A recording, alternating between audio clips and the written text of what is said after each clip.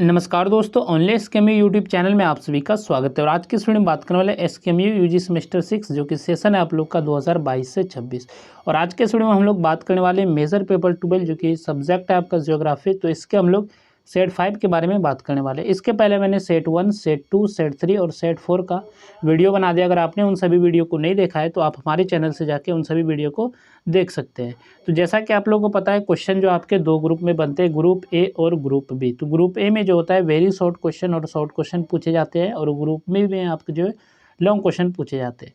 तो आपको एग्जाम के लिए जो अच्छे ढंग से तैयार करना है, शॉर्ट क्वेश्चन और लॉन्ग क्वेश्चन को अच्छे ढंग से तैयार करना है, क्योंकि इनका वेटेज जो है ज़्यादा होता है। तो सबसे पहले बात करेंगे हम लोग वेरी शॉर्ट क्वेश्चंस के बारे में, जो कि ए नंबर आपका क्वेश्चन है, व्हाट इज अर्थमेटिक डेंसिटी? अंक गणितीय घनत्व क्या है? तो अंक गणित घनत्व यानी कि अर्थमेटिक डेंसिटी से आशय किसी क्षेत्र की कुल जनसंख्या और उसके कुल क्षेत्रफल के अनुपात से है, और इसे कुल जनसंख्या को कुल क्षेत्रफल से विभाजित करके ज्ञात किया जाता है, और यह प्रति वर्ग किलोमीटर रहने वाले व्यक्तियों की संख्या को दर्शाता है। इसके बाद नेक्स्ट आपका क्वेश्चन है, what is natural increase of population? जनसंख्या की प्राकृतिक वृद्धि क्या है? तो जनसंख्या की प्राकृतिक वृद्धि से आशय किसी क्षेत्र में एक निश्चित अवधि के दौरान जन्म दर और मृत्यु दर के अंतर से होने वाली जनसंख्या वृद्धि से है। इसमें प्रवास को शामिल नहीं किया जाता। यह जनसंख्या वृद्धि का महत्वपूर्ण मापदंड है। नेक्स्ट आपका क्वेश्चन है, व्हाट इज इंटरनेशनल माइग्रेशन? अंतर्राष्ट्रीय प्रवास क्या है? तो अंतर्राष्ट्रीय प्रवास से आशय व्यक्तियों या जनसमूह का एक देश से दूसरे देश में अस्थायी या अस्थायी रूप से निवास परिवर्तन करना है। यह रोजगार, शिक्षा, व्यापार, विवाह या राजनीतिक कारणों से हो सकता है, और इससे संबंधित देशों की जनसंख्या प्रभावित होती है। इसके बाद नेक्स्ट आपका क्वेश्चन है, व्हाट इज अंडर पॉपुलेशन? तो अल्प जनसंख्या क्या है? तो अल्प जनसंख्या वह स्थिति है जब किसी क्षेत्र की जनसंख्या उपलब्ध प्राकृतिक एवं आर्थिक संसाधनों की तुलना में कम होती है, और ऐसी स्थिति में संसाधनों का पूर्ण उपयोग नहीं हो पाता तथा उत्पादन और विकास की संभावनाएं पूरी तरह प्राप्त नहीं होती है। नेक्स्ट आपका क्वेश्चन है, what is sustainable use of resources? तो संसाधनों का सतत उपयोग क्या है? तो संसाधनों का सतत उपयोग वह प्रक्रिया है जिसमें वर्तमान पीढ़ी अपनी आवश्यकताओं की पूर्ति के लिए संसाधनों का उपयोग इस प्रकार करती है कि भविष्य की पीढ़ियों की आवश्यकताओं की पूर्ति की क्षमता प्रभावित ना हो। इसमें संरक्षण और संतुलित उपयोग पर बल दिया जाता है। इसके बाद यहाँ से आपका शॉर्ट आंसर टाइप क्वेश्चन है, यानी कि शॉर्ट क्वेश्चन है। तो क्वेश्चन नंबर 2 जो कि आपका शॉर्ट क्वेश्चन है, explain the social causes of migration? तो प्रवास के सामाजिक कारणों की व्याख्या कीजिए। तो प्रवास से आशय लोगों का एक स्थान से दूसरे स्थान पर निवास परिवर्तन करना है। प्रवास के पीछे आर्थिक कारणों के साथ साथ अनेक सामाजिक कारण भी जिम्मेदार होते हैं। सामाजिक कारण व्यक्ति के जीवन, परिवार तथा समाज से जुड़े होते हैं, और लोगों को अपने मूल स्थान को छोड़कर अन्य स्थानों पर जाने के लिए प्रेरित करते हैं। सबसे पहला आपका सामाजिक कारण है विवाह। तो भारत सहित अनेक देशों में विवाह सामाजिक प्रवास का प्रमुख कारण है। विशेष रूप से महिलाएं विवाह के बाद अपने निवास स्थान को बदलती है। दूसरा आपका सामाजिक कारण है शिक्षा की प्राप्ति। उच्च शिक्षा और बेहतर शैक्षणिक सुविधाओं की खोज में विद्यार्थी गांव या छोटे नगरों से बड़े शहर की ओर प्रवास करते हैं। इसके बाद आपका है परिवार के साथ रहने की इच्छा। कई लोग अपने परिवार के सदस्यों के पास रहने या परिवार के पुनर्मिलन के लिए प्रवास करते हैं। इसके बाद है आपका सामाजिक सुरक्षा और बेहतर जीवन स्तर। लोग बेहतर स्वास्थ्य, शिक्षा, आवास तथा सामाजिक सुविधाओं की उपलब्धता के कारण भी नए स्थानों पर बस जाते हैं। सामाजिक एवं धार्मिक कारण, तो जातीय संघर्ष, सामाजिक भेदभाव, धार्मिक तनाव तथा सामाजिक असुरक्षा भी लोगों को प्रवास के लिए बाध्य कर सकती है। इस प्रकार विवाह, शिक्षा, पारिवारिक संबंध, सामाजिक सुविधाएं तथा सामाजिक सुरक्षा प्रवास के प्रमुख सामाजिक कारण है। इसके बाद नेक्स्ट आपका शॉर्ट क्वेश्चन है, discuss the objectives of population policy? जनसंख्या नीति के उद्देश्यों की विवेचना कीजिए। तो जनसंख्या नीति से आशय उन योजनाओं और उपायों से है जिन्हें सरकार जनसंख्या की वृद्धि, वितरण तथा गुणवत्ता को संतुलित करने के लिए अपनाती है। किसी भी देश के आर्थिक और सामाजिक विकास में जनसंख्या नीति का महत्वपूर्ण स्थान होता है।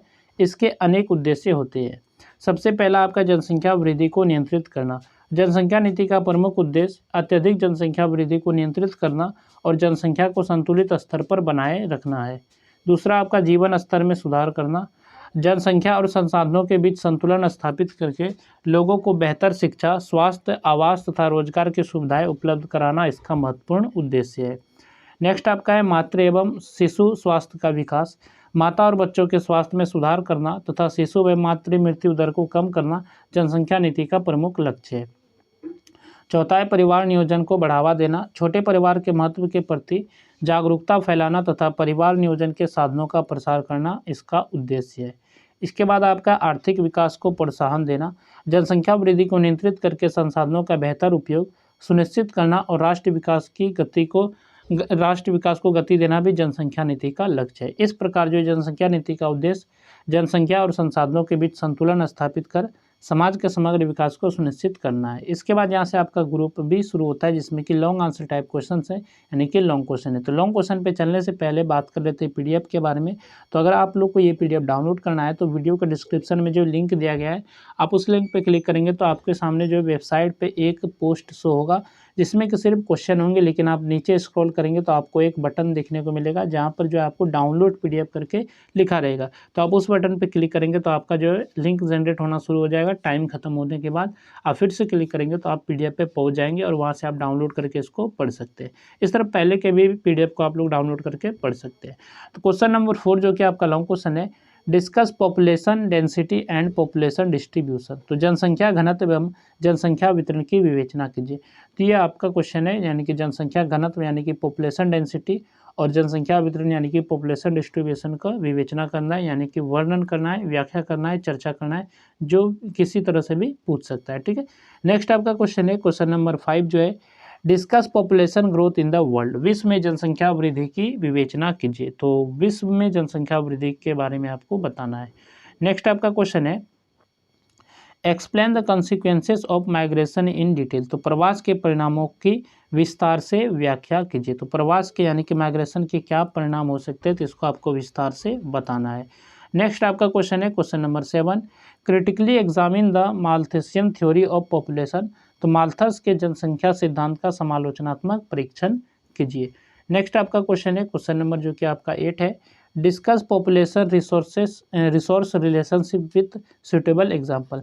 तो उपयुक्त उदाहरणों से जनसंख्या संसाधन संबंध की विवेचना कीजिए। तो जनसंख्या संसाधन संबंध के आपको उदाहरण सहित आपको विवेचना करना है, यानी कि व्याख्या करना है। नेक्स्ट आपका क्वेश्चन है explain population distribution, population density and factors influencing population distribution. तो जनसंख्या वितरण, जनसंख्या घनत्व तथा जनसंख्या वितरण को प्रभावित करने वाले कारकों की व्याख्या कीजिए। यह आपका क्वेश्चन नंबर 9 है। तो यहाँ तक हम लोगों ने जो आपका यूजी सेम 6 जो कि सेशन था आप लोग का 2022 से 26, तो आज के इस वीडियो में हम लोगों ने जो सेट 5 को कवर किया जो कि मेजर पेपर 12 आपका जियोग्राफी था, और इसके पहले मैंने 4 वीडियो भी डाल दिया है। तो आप लोग जो टोटल इस तरह आपके 5 वीडियो हो गए, तो पाँचों वीडियो के क्वेश्चन को आप लोग अच्छे से तैयार कर लीजिएगा, अच्छे से पढ़ लीजिएगा। तो चलिए फिर मिलते हैं नेक्स्ट वीडियो में। इस वीडियो में बस इतना ही।